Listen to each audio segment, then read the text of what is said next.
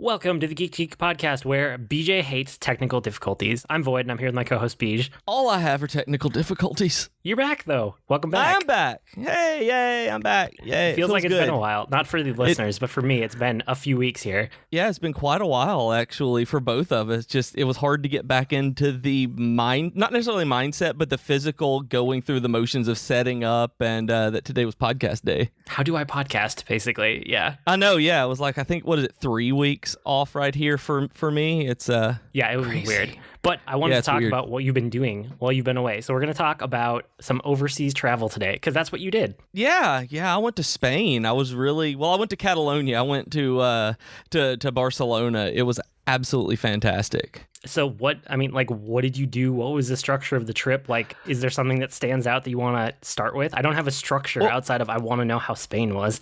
Okay, so this was a company retreat that whenever I signed up for my job, whenever we were talking about everything, part of the selling of it, the package, was that every year they do a big company retreat and just invite everybody and pay for them to stay and fly out wherever. And the first time they did it in Berlin, the second was, I think, San Francisco, and this year it turns out that it was Barcelona. So I had been really excited about this, obviously a free overseas trip. And so when my mom got sick in April, I had basically convinced myself that I didn't want to go. So I was like, I can't leave my mom while she's sick, be that far away when they're basically saying she could pass at any time. So I'm like, I'm just setting my heart on this. It's like, I'm not going to go to this. I'm just going to wait and see what happens, but I know I'm not. When she passed away in about 6 weeks after that, it was like, oh man, I'm going to Spain. And I couldn't get my head wrapped around it. So it was really hard for me. And I was actually kind of dreading the trip because I was so exhausted and so tired of just life at that point. And so we get there, I fly out, and I'm really lucky that I have some on the flights that I get, that I have some leg room on some of them. I was able to adjust my seat around to get not the smallest, most compact area, and very nice. First time I've ever been on a plane that goes overseas. My first time overseas. So it was one of the huge planes that has a first class. And so we were watching movies, and they had the movies in the screen in front of me. And I was going to watch Solo. It was the day that Solo came out on digital. I was going to watch it, but I just couldn't get myself into that mood. I'd already watched some Rebels that day, and I watched A Quiet Place. And even on a packed airplane with headphones in on like a 9-inch screen, A Quiet Place is terrifying. That Okay. I was all in. Like, watching this, like, they had just dimmed the lights when I got maybe a quarter of the way into the movie, and there were parts where I know that the guy beside me was irritated because I would just jump. And I was all in. I was really invested in this. So very good movie, by the way. If y'all haven't seen it, very, very good, and it even works when you're not in a theater. Well, I just thought it was interesting that, like, have you ever been out of the country before? No. This is the first time I've left. I've never even been to Mexico or Canada. That's what I was going to say. I feel like everybody at least makes it to, like, Canada or Mexico, like, drunk on a bet or something. Like, but maybe that's just because I don't know. I mean, I guess I visited like the American Southwest a lot when I was younger. So like Mexico is easy to go to when you're down there. And then also I live in a state that borders on Canada. So it's never seemed far away. Not that I've gone to Canada a ton, but I have been to Canada. I have been to Mexico. And then I did one trip to Europe, and I'd love to do more in the future. But like travel like that is kind of on hold until my kids are old enough to be self-sufficient and we can travel without them. So it's still a ways away for us. And that was actually one of the reasons we've decided not to have kids, is because we like where we are in life right now. And not saying that we don't, if we had kids, it would be like, oh no, kids, but it was like, we want to travel. And this trip actually solidified for me that feeling of just how much I loved this, of going over. And for me, going like Canada and Mexico, I've never been near either of them. Even when I've gone to Texas, I mean, it makes sense. It's just like, I don't know. I guess I traveled a lot when I was younger, like every summer. So that I've been to all of the states except for Alaska and Hawaii. And Okay. most people haven't, but like I just kind of take it for granted that like my parents took us around the country. And then after that, like I traveled enough in college and then for like my first full-time job when I was doing video, because you travel for that kind of thing. I've been to every state except for Alaska and Hawaii, but I'll add them at some point in the future once we can travel further again. And then, Canada and Mexico, like I never made them into big trips. I was never someone who like went to Cancun every year. Like I know there are those type of people, and that was never me. But like, we'd cross the border because we were down there anyway. And it's like, oh yeah, let's go to Mexico and see what's going on, I guess, was the general feeling. So yeah, just the fact that like you hadn't left the country was surprising to me. And I was supposed to travel to Germany when I was in college. I had my passport, had the ticket, had everything booked, and just a whole lot of stuff happened that made it where I couldn't go. And so it made me really, really sad because I was supposed to spend about 3 months in a German program learning German. And so when I didn't get to go there, it really disappointed me. But like Mexico and Canada, I've never been north. Like I think maybe the furthest north I've ever gone is like Indianapolis, and I mean it's just something that I've just not had any reason to and just haven't had the opportunity to go. And when I've gone to like Texas or New Mexico or anywhere that would border Mexico, I've always been in the northern or mid-northern part where it was around like an 8-hour drive to the border or something. It's like, nah, that's that I'm good. So that's just never been part of it. And my family traveled around the southeast of the United States a lot. Like I've been everywhere. Like, if it takes 15 hours to drive, that's fine. We'll drive there. It's just always been in this particular geographic region. And so when I got to Spain, I was immediately taken by the signs that weren't in English first. Like, it really struck me that I didn't realize, like, I took it for granted that English was everywhere, and English was on the signs, but it wasn't the first one, and I was just like, that's neat. I'm so American. And it just really hit me like that. And I had it was such a good time meeting everybody. My team is very diverse. We have people from all over the world. And so just getting all of these cultures in one place and everybody laughing, there was no drama. Like nobody fought. There was nothing going on like that. It was just everybody having a good time and enjoying the trip. Even when we were working, we were laughing. So I didn't know a whole lot about Spain and Barcelona before I went, and I actually had done like the minimal amount of research that I could because, like I said, I convinced myself I didn't want to go, so I didn't really prep myself for this trip very much. And when I got there, I was just kind of looking. I had like 5 hours to kill in the airport before I waited on a couple of people to arrive because I couldn't get into the Airbnb, and I just looked stuff up about Barcelona, and it turns out that there is a huge push against tourism in Barcelona. Did you know that? No, but that's not exactly what you want to hear right when you're about to be a tourist there. No, it's not. Like one of the pictures that I actually took, and it was very, very I don't want to say it was self-indulgent, but it was very. You can tell me the word because I can't remember it. I took a picture of graffiti on a map of Barcelona that was stenciled on that said "Stop Mass Tourism." Wow. And, okay. It was, and so I took my nice Android phone and zoomed in and got the live focus thing with the blurred background and just went all in on it. It's very meta. But meta, yeah. That for some reason I just could not think of the word meta, but I felt bad about being a tourist there, like because of this. And I knew that it was like gentrifying a lot of Barcelona. It was raising rent and leases. It was changing some neighborhoods from residential like people neighborhoods, local neighborhoods, into more touristy areas with actual souvenir shops popping up. There's just a whole lot going on there, and the residents it's making traffic just get terrible, and the traffic is terrible anyway. I would never drive there. I would only use public transport if I was there, and everything about it, like it's really impacting the quality of life in Barcelona. And so while I was there, while I was reading all of this, I saw also that it's in Catalonia. It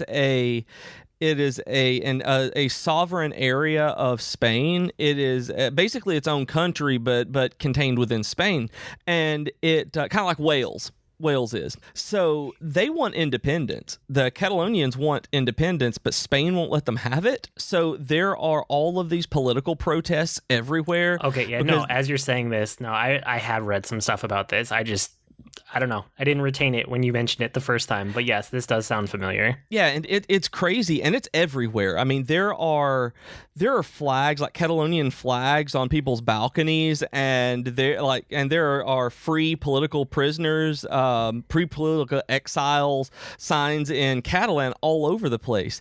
And that's the thing. The main language of Barcelona is not Spanish, and I thought it was. It's not. It's Catalan, which isn't necessarily even a Spanish derivative. It's more akin to French than it is Spanish. They share French, Spanish, and kind of a vulgar Latin is what I read. Almost Portuguese. This kind of the strange mix like of languages. Romance language somewhere in between. It's very much a Romance language, yeah. Okay. And as people are speaking this, like a lot of the words are so different that some of the articles I was reading to prep for this while I sat in the airport was like greet people because of this kind of disdain toward tourism. Try to greet people in Catalan. Try to say thank you in Catalan as opposed to English or even Spanish. And that kind of thing can go a long way to ease that kind of distaste for people just coming in and not having any regard for where they are. And it was absolutely true that people visibly loosened up when I would walk into a shop or they were talking to me, that they would just see this pudgy white dude walk in, and they would just kind of look and go, hola, and I was like, bon dia, and they're like, oh, it's like this guy is actually trying. And when I said that I was there for work, somebody actually loosened up a little bit while we were talking because of that I wasn't just there spending a week in Barcelona on just partying the whole time, that I was there for a reason.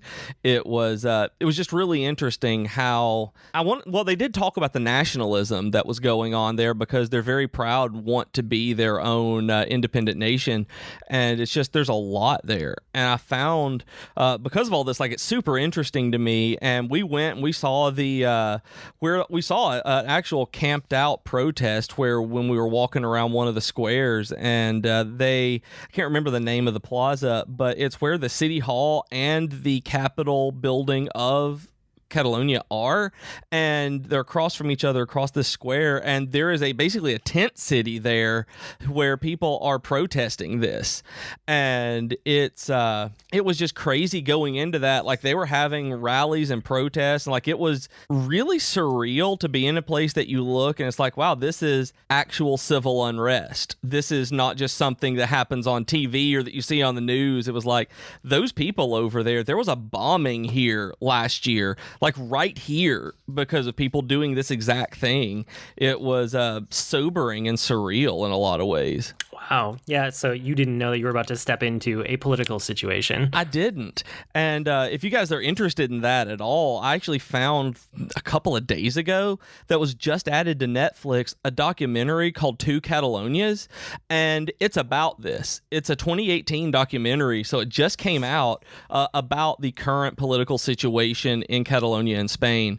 And it's about 2 hours long, and I haven't watched it yet because I'm waiting to watch it with Jennifer, because I wanted her to be able to see, the kind of stuff that I was seeing while I was there and talking with people about this. And it was just really, really interesting to really, even though I was there for a week, I feel like because of taking the time to talk with people about this stuff, and actually the talking with locals who lived there and cared about it, I felt really invested in what was going on. Like, I have no say or anything like that, but it's like, I feel for them, I empathize there, where it's like, oh man, that living in this would be really hard. So, but I'm assuming you also did all the touristy things, right?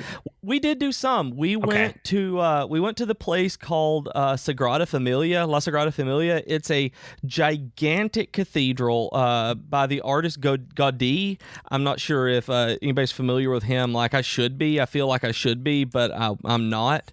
I wasn't. He was hired when he was 31 years old to basically build this super grand cathedral, and he died he got hit by a tram before it was finished, and they're still building it.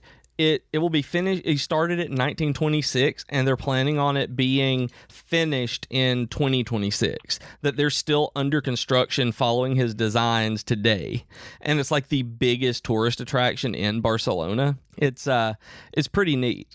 It wouldn't be the place that I would go if I had one day in Barcelona and that's what I chose to do. Like, I would have regretted it, but it was neat going there that they had planned that for us. But it was ultra crowded, super touristy place, but it was beautiful. Like, I understand why it is important and why people are interested in that. Yeah, no, like some of my favorite parts when we went to Europe were the days where we didn't do touristy things, where we just kind of like went off the beaten path a little bit, because the more like local you can find things, the better off it is, especially with like food. Like, we learned that quick. Like, don't eat near any tourist attraction. That's just bad food, and it's just there to like get your money and get you in and out quick. That's not the point. Yep.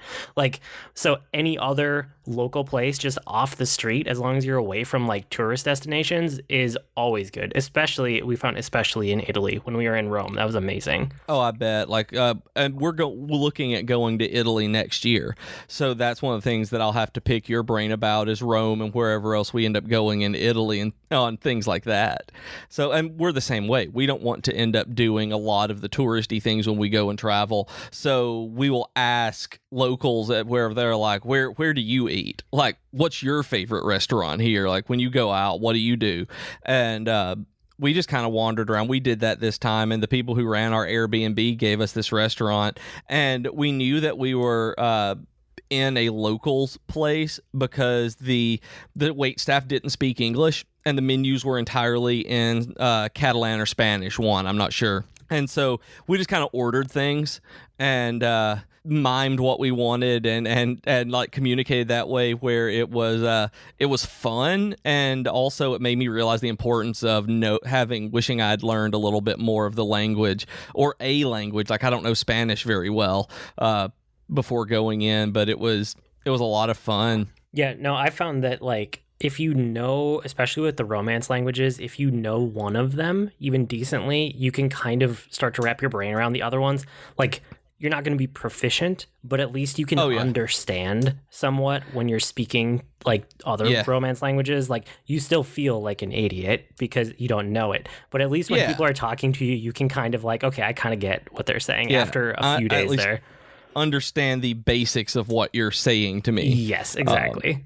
And so I really liked that. We would go to the grocery store, things like that, and it was just a different experience than being in America.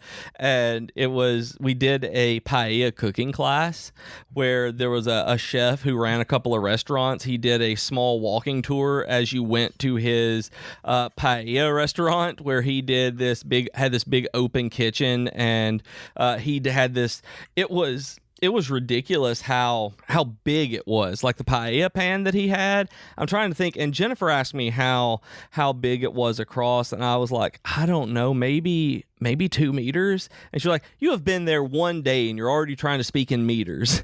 And it was just like, that's what I was hearing. Like, that's all that people would say. I was like, it was probably 6 feet across how big this paella pan was to feed all of us.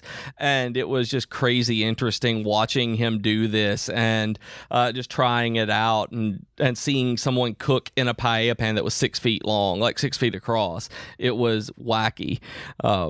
That kind of thing was really cool. We did another walking tour and actually went up to a place called Montserrat, which is a monastery on the side of a mountain, and it's an active monastery. It is a font. We were making fun of that because our design team uses that font on a lot of our free layout packs that we give away. And so when they said that, it was like, oh, it's a font. And so because we're nerds, we kept making jokes about it. I would have too. And that's what you do when you're a software company on vacation together. And like, the place was beautiful. It was absolutely just stunning being up on top of this mountain. It was a beautiful, like, cloudless day.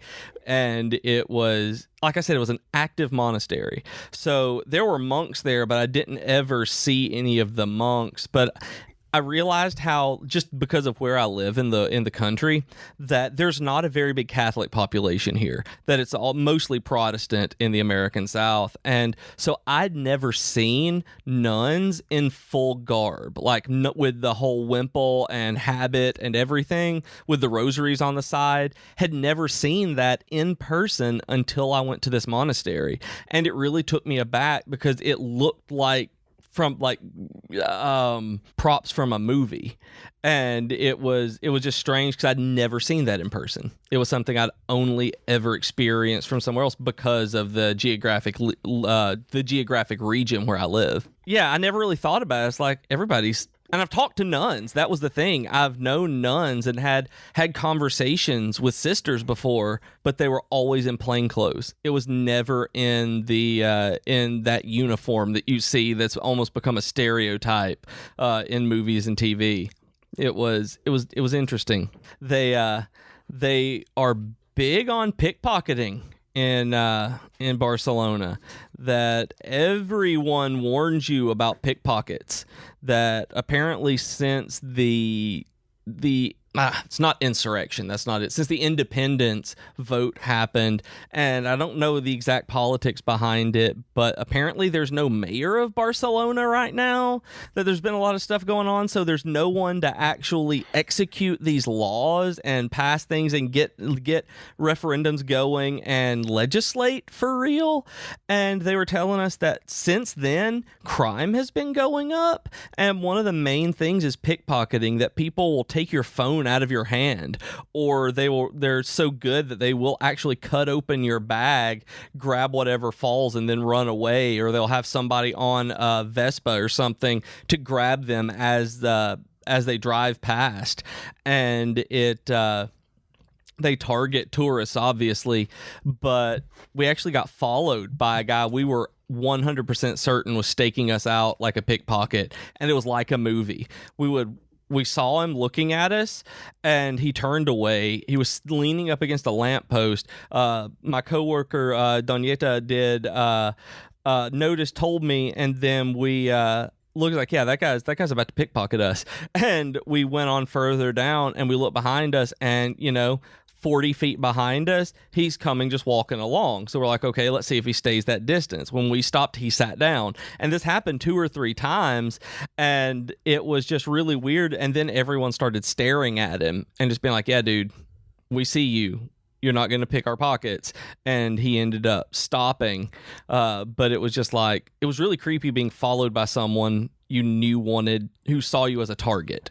And that is my straight white male coming out right there. It was very disconcerting. And we were all of us were uncomfortable because we're like, that dude is wanting to steal our stuff and following us. But it was also one of those experiences where we've said that we're not suited to talking about certain topics, and that was because of that. And it's like, being a white dude like I am, it's just like I take that for granted that I walk anywhere and I feel pretty much safe.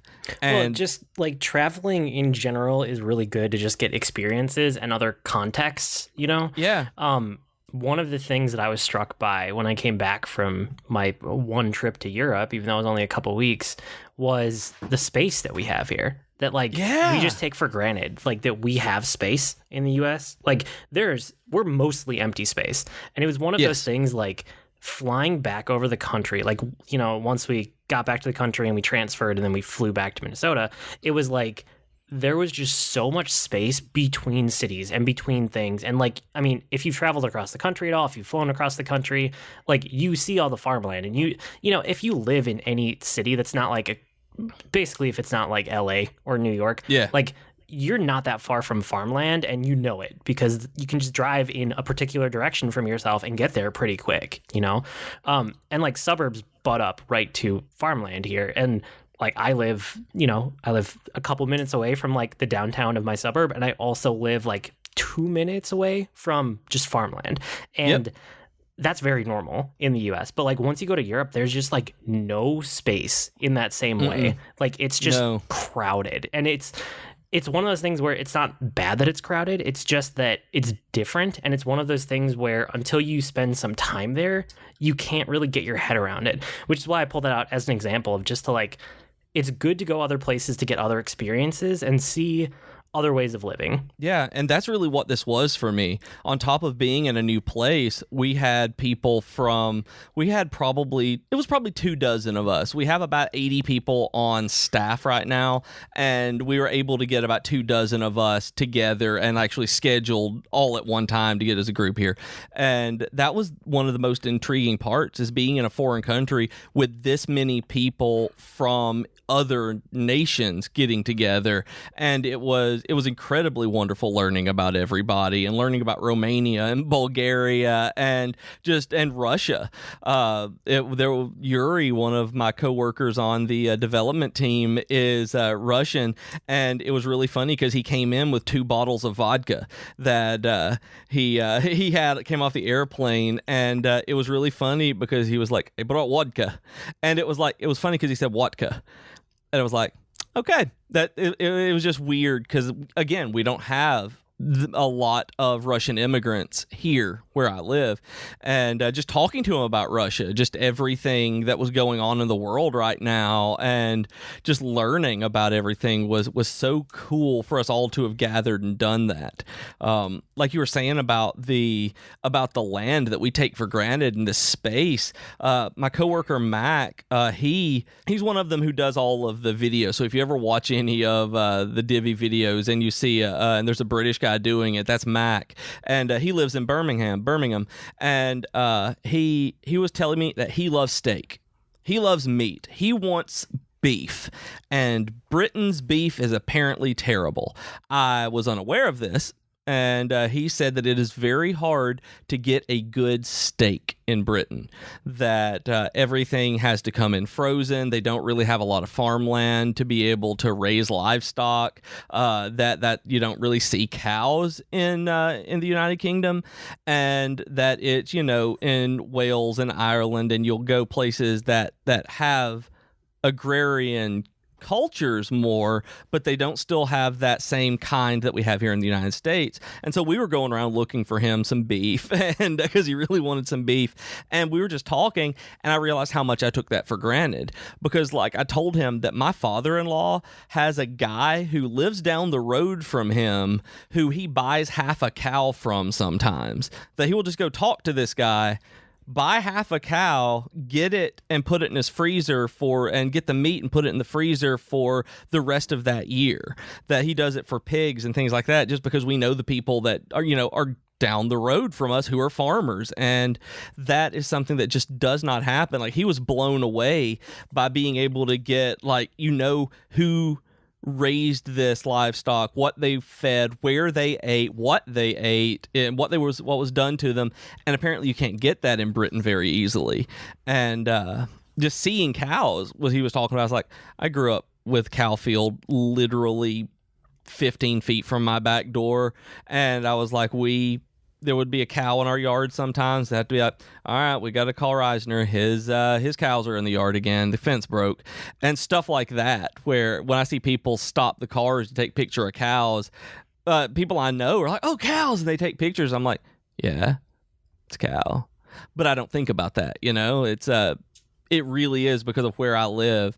It's like I lived in Amish country. I grew up in Amish country where I don't think anything about people riding horses and buggies and not having electricity. I bought an Amish casket for my mom that was made by hand, and it went up, got it.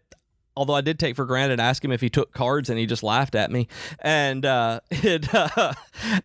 I just that kind of thing I take for granted, but people go there for tourism just to see this, and they're like, that's so weird. I'm like, I had Amish neighbors. I was like, I just learned not to make sure I didn't hit them when I was learning to drive. It was like, that's stuff so ordinary that this trip really opened my eyes and really made me realize the number of things I take for granted on a daily basis. Yeah, it's interesting too, just to get more context. I feel like I haven't traveled as much in the last 10-ish years, more like the last 8 years, basically since having kids, because kids. But before that, the more I traveled, the more I really determined that like I like Minnesota as my home. And like this is the place where I wanted to raise a family that I kept wanting to come back to. And I like a lot of other cities. I like a lot of other places in the country, in the world, but like this is home. And the more that I was able to go other places and experience them, the more I was able to actually articulate what I liked about where I grew up. And I know people who have had the opposite experience. The more they travel, the more they're like, I never want to go back to the place that I grew up. And so it's just interesting that like I had the opposite reaction to that. But it felt like over time as I traveled more, it felt more like a thoughtful decision that my wife and I made. Instead of something that it was just like, this is where we grew up, this is where we're going to be because we are here, you know? Yeah. Which there was definitely a part of my life where I felt that, where I had opportunities to like, you know, especially doing video. Like I could have gone to New York or LA and I knew people, I knew places to go, I knew ways to like get into either the film industry or the TV industry, and I had contacts, and I really thought about it at a couple different points, and like I could have done it, but I'm glad that I had the opportunity to travel to those places and experience them without having to make that kind of commitment, because the more I did, the more I was like, I'm not a fan of LA. I really like New York for visiting, but I don't want to live there. And like after I had been to both of them enough times to determine that, it was super nice to just like kind of, it's that fear of missing out, right? Like that fear of like, did I make a bad life decision? And I don't have that about where I live anymore. And that was something that I think with this one, I feel the same way, is that I want to live somewhere different than where I do, but it's not something where I know where I want to be, though. I've not found that place where just like this feels like home because I grew up here, but I know that could be just about anywhere, but I know it's not Barcelona. I don't want to live there. I didn't want to leave, but I don't want to live there. I've never like wanted to just up and go. You know, so many people are like, oh, I have to get out of here. And it's like, I don't have that, and I'm glad that I went there. And like I said, I didn't want to leave, but I know I don't want to live that place. But I feel like I could live somewhere else. And even though going made me realize, it's like, I don't know if you'd fit in anywhere else. You are very Southern, very Alabamian. That's one of those interesting things, too, is the more you travel, the more you run into places where it's like, nope, I would definitely never want to live here. And then there are other places where you go, I actually fit in here. Like, this would be fine. So, like, I've learned that if I were going to move from where I am right now, I think I would be good in England because, like, I actually fit in there really well and it was fine and I liked it. Yeah. Like, my temperament worked with England when I visited there. And then the other place that I felt like I fit in immediately and I was like, oh, I could definitely see making this a home was Seattle. Like, the Pacific Northwest.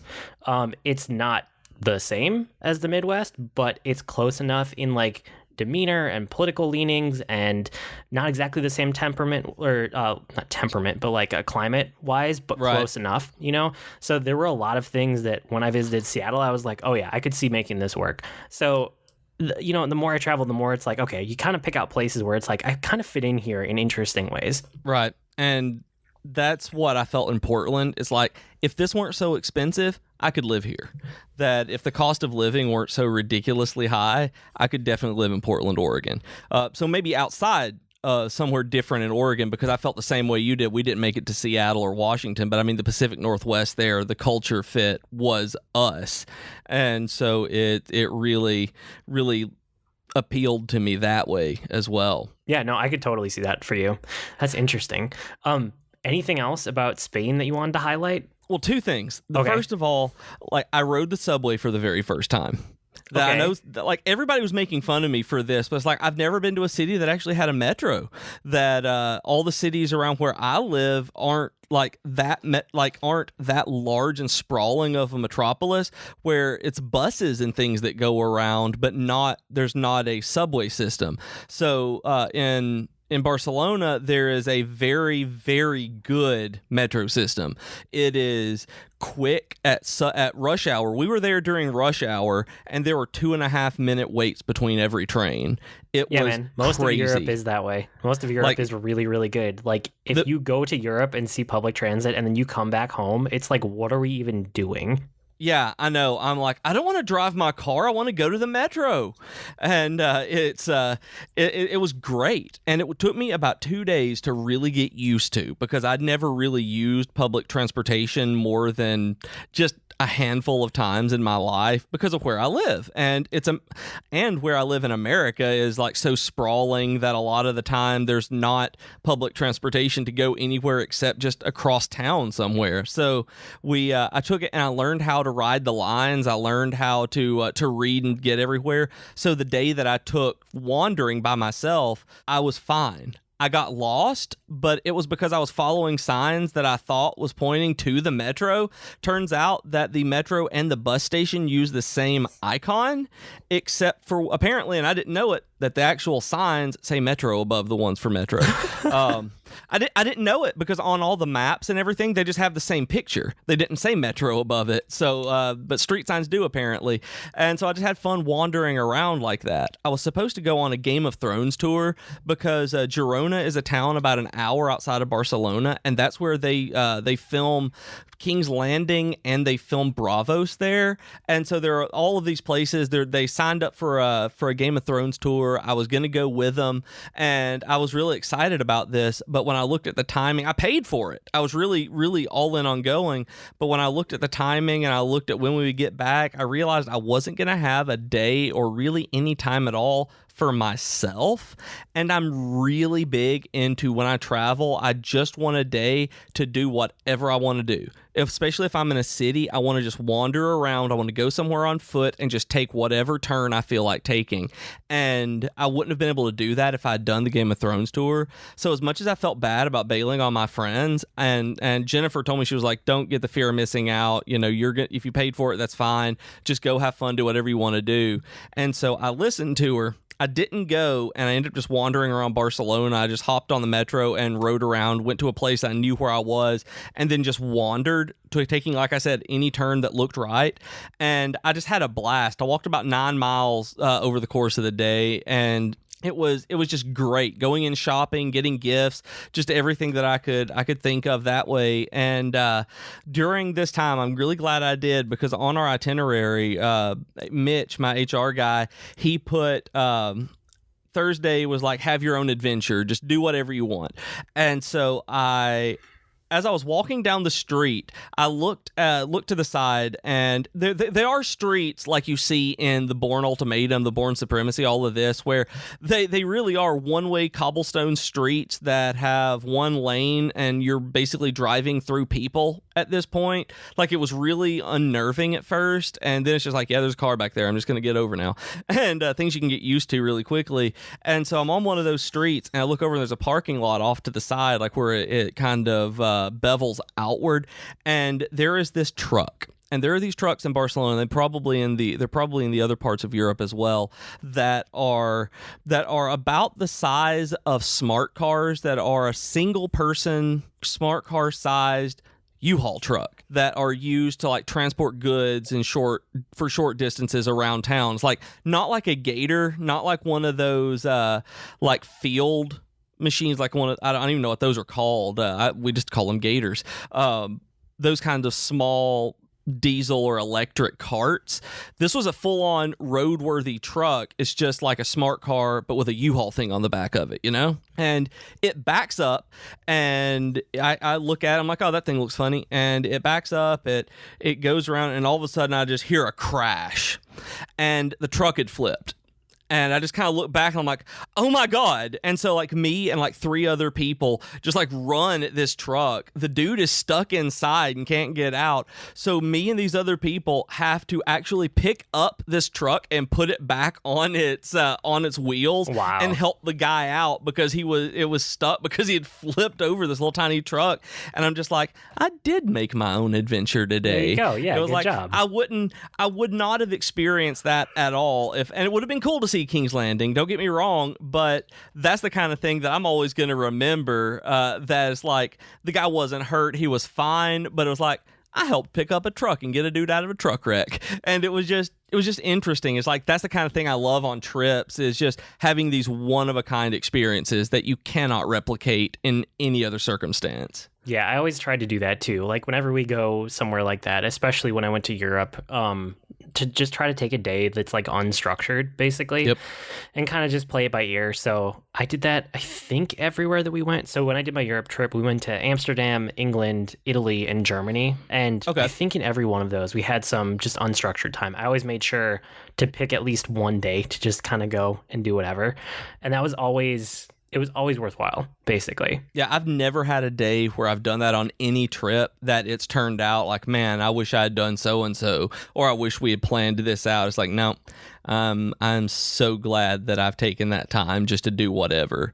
Even when I travel alone, I do that. If I go for conferences for work, there are days that I will just take, like I go to my sessions, and when I'm done, I just go wander around the city on foot. Like I did it in Scottsdale, Arizona, Albuquerque, Indianapolis. I just go wander wherever I go by myself. Yeah, it's always fun. Well, I'm glad that the trip went well. I just wanted to hear about it because, like you said, you'd never been overseas before, so it's always interesting to get that first impression coming back.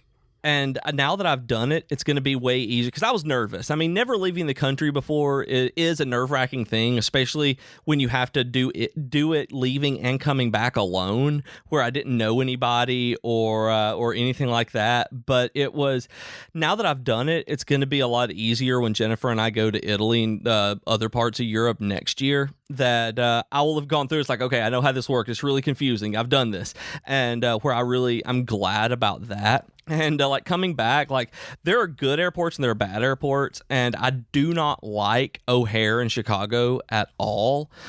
Just the way it's laid out, what it is just really, really confusing for me. And I met a lady who was a college student at the University of Portland, who was an architecture student named Xiaofei. So if you listen, hi Xiaofei. It's we helped each other. Like we started talking. We were lost in the airport, and both of us helped read the signs to get us where we needed to go from customs and bag check all the way to get us to our separate gates. It was like she and I were like, yep, this is why having a travel buddy is nice, because otherwise I may have missed my flight because I was taking the wrong turns because the signs didn't make as much sense as other airports. So cool. It was you made it it was back. neat. Congratulations. I did. I also learned one thing from Xiaofei, because when I saw her, I was like, "Ni hao, Xiaofei," and she's like, She's like, you know Mandarin? And I'm like, no. I was like, I know like 3 words. And when I was like, I don't know how to say bye-bye. I don't know how to say bye, Xiaofei. And she was like, actually, bye-bye. And I was like, oh, because it's apparently one of the words that's been adopted into Mandarin is B-A-I, like, but that's how they spell it. But it's just bye-bye. And I was like, okay, that one I'm going to remember too. So that's how you say goodbye in Chinese, is bye-bye. Cool. Okay, we should probably dive into Geeky Offer of the Week. But before we do, it's that time of year where you guys can start sending us questions, because sometime around Thanksgiving-ish is usually when we do our question and answer kind of Ask Us Anything episode. So we will start taking those immediately. You can send them to us on Twitter. You probably know our Twitter handles by now, or email or Slack these days, or Discord, really anywhere. One of us will grab them and throw them into a document, and we'll keep them until we get to that episode. Yep, so, absolutely. Yeah. Do you want to tell them about Patreon? You always like to. I always like talking about Patreon, and this time I'm just going to tell you to go to patreon.com/geek2geekcast if you want to support the show. It would mean the world to us. And as we've talked about this episode, we love the world. And if it means that to us, then it would mean a lot. So go to patreon.com/geek2geekcast, see what we've got, and if you like us enough, throw some money at us. On the network this week, Geektitude, I don't know what they're doing. It's still a mystery to me, but I always like their episodes. Tea Time with Katie and Chelsea, they just had an episode about, they did like a fall TV preview, which was super interesting to listen to because I don't keep up to date with TV at all.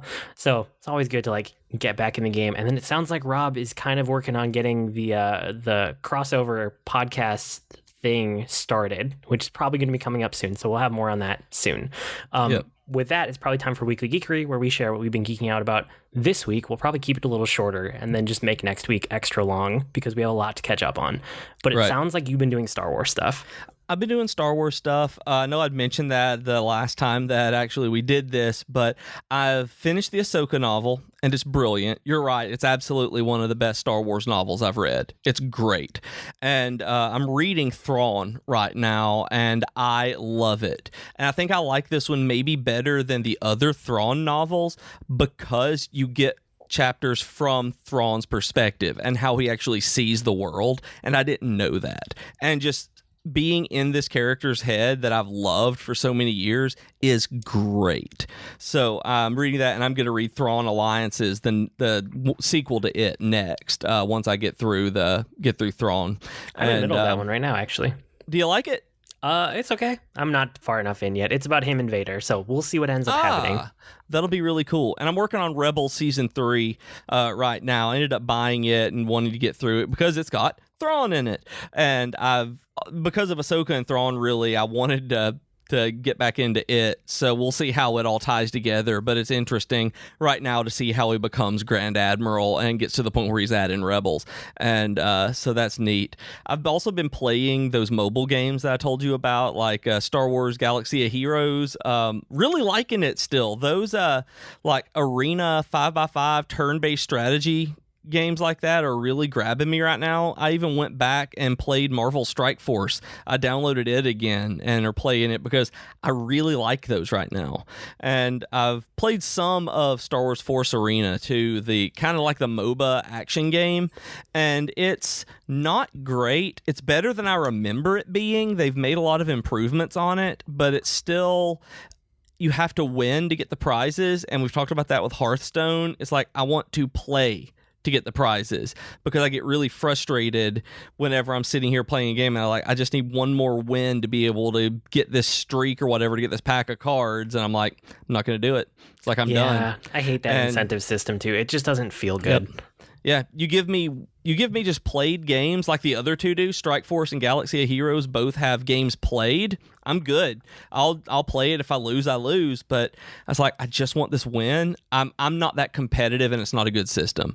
So I've played it less than the others. But right now in Strike Force, you can get Venom, and there's an entire Venom story and raid and everything that's going through. And so I like it. It's cool. And apparently the guy that created the symbiotes, y'all comic guys are gonna know about this probably, but I didn't. The guy who created the symbiotes apparently has a symbiote dragon, and he's the one who cut off the head of the Celestial that became Nowhere, like the one in Guardians of the Galaxy. So it's like, it's kind of cool. And I want to see him, and I'm gonna have to read up on the comics for that. Nice. Cool. Well, I'm glad you're back into Star Wars, especially after what you mentioned a couple weeks ago, that like you found a way to get yourself back into it after being away for a while.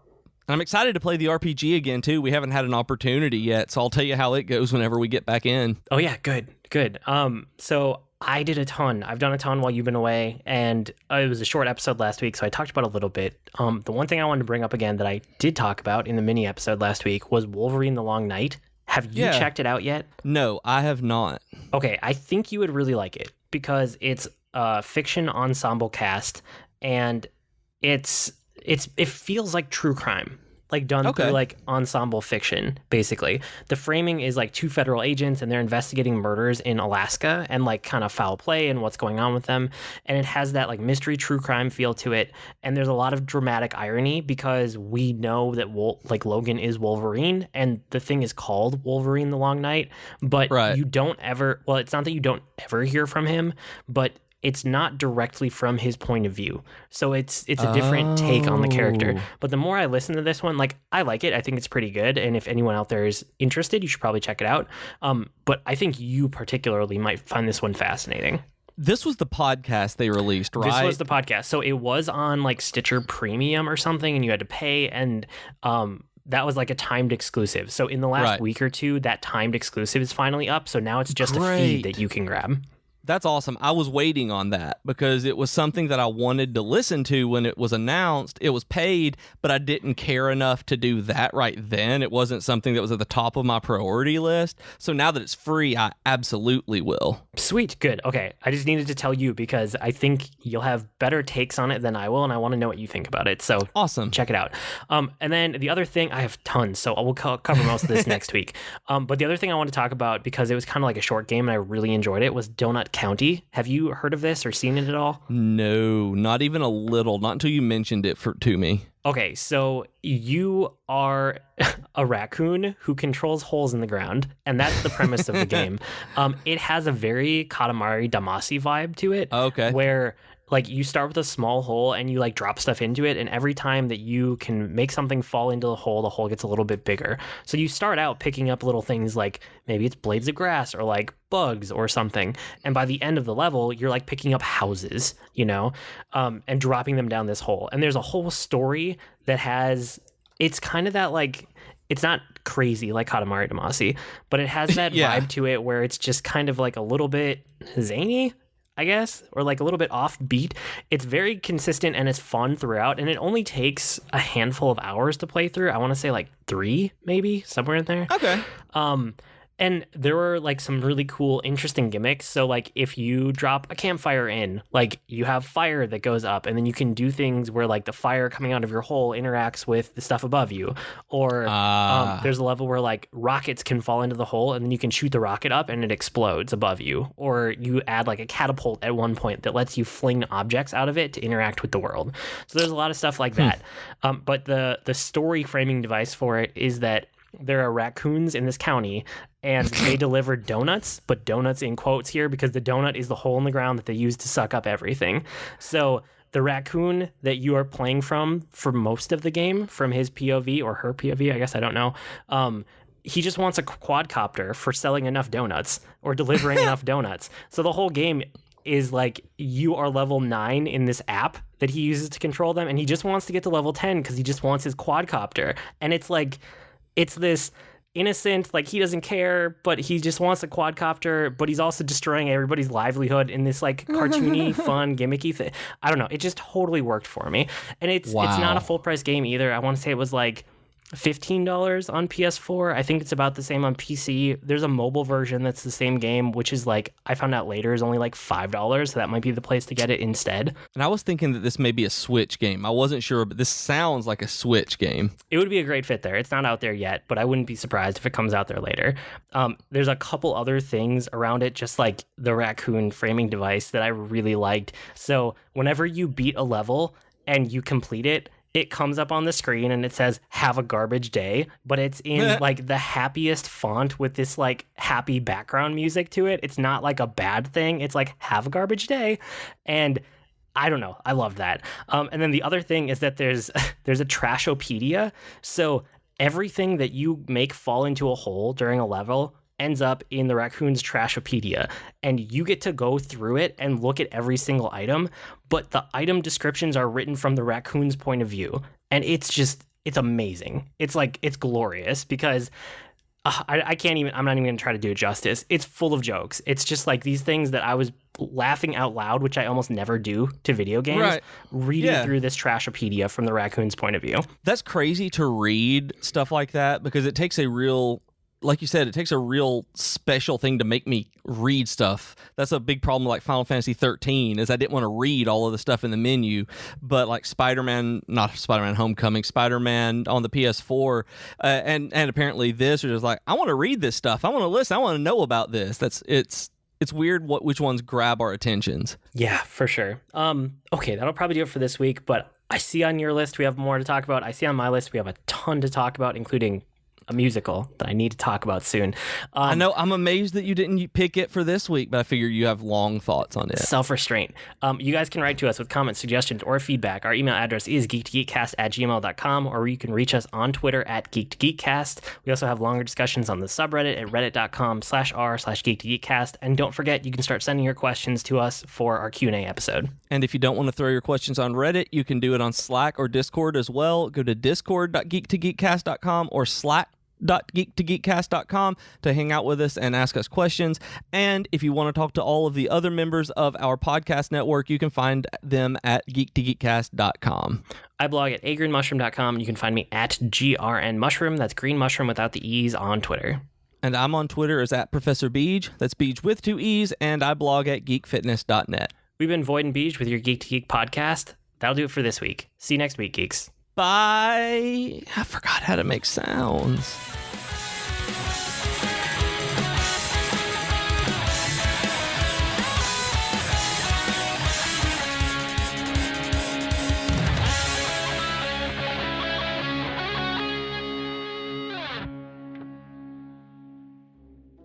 everyone, I'm Katie. And I'm Chelsea, and we are the hosts of Tea Time with Katie and Chelsea. We are two best friends who love pop culture and talking about pretty much whatever we want. Katie! Yes? Stop thinking about Zac Efron and tell our future listeners what some of our latest episodes have been about. Well, we've talked about Zac Efron. No, get it together, Katie. Fine. We've talked about fan fiction, classical literature adaptations, favorite TV couples, and so much more. So grab your cup of tea or whatever your drink of choice is and download our podcast today.